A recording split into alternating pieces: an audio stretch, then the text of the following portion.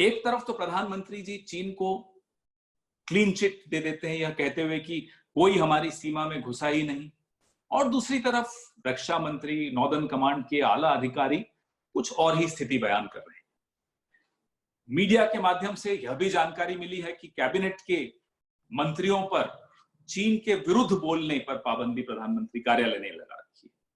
खैर, पिछले कुछ सप्ताहों में मेरे अनेक वरिष्ठ सहयोगियों ने, मैंने, हम सब ने आपके सामने प्रधानमंत्री नरेंद्र मोदी जी का जो चीन के प्रति लगाव है उसके कई उदाहरण आपके सामने रखे। वे उदाहरण जो गुजरात में जब वो मुख्यमंत्री थे तब के भी उदाहरण हो सकते हैं, उसके बाद जब वो प्रधानमंत्री बने उसके भी कई उदाहरण आपके सामने रखे। कैसे गुजरात में चीन की कंपनियों को प्राथमिकता उस वक्त भी दी जा रही थी, अब भी दी जा रही है, ये भी उदाहरण आपके सामने रखे।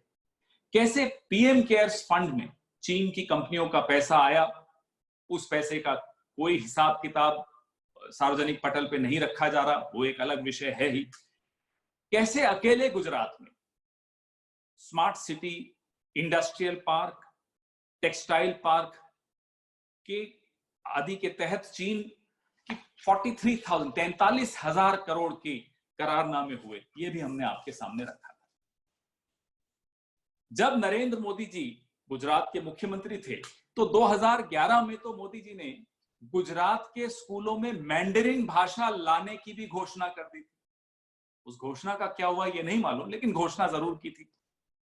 2017 के विधानसभा चुनाव में, गुजरात के विधानसभा चुनाव में, ग्लोबल टाइम्स, जो कि चीन की सरकार का एक मुखपत्र माना जाता है, वो लिखता था कि चीनी कंपनियां चाहती हैं कि गुजरात में एक बार फिर नरेंद्र मोदी जी की पार्टी की ही जीत हो। अगर गुजरात में मोदी जी को बड़ी जीत मिलती है तो यह चीनी कंपनियों के लिए फायदेमंद हो सकता है। ये ग्लोबल टाइम्स लिख रहा है। चीन की कुछ कंपनियों को डर है कि यदि गुजरात में मोदी जी की हार होती है तो केंद्र में उनके द्वारा आर्थिक फैसले जो लिए जा रहे हैं उन पर ब्रेक लग जाएगा और चीनी कंपनियों को नुकसान होगा। ये ग्लोबल टाइम्स का कथन।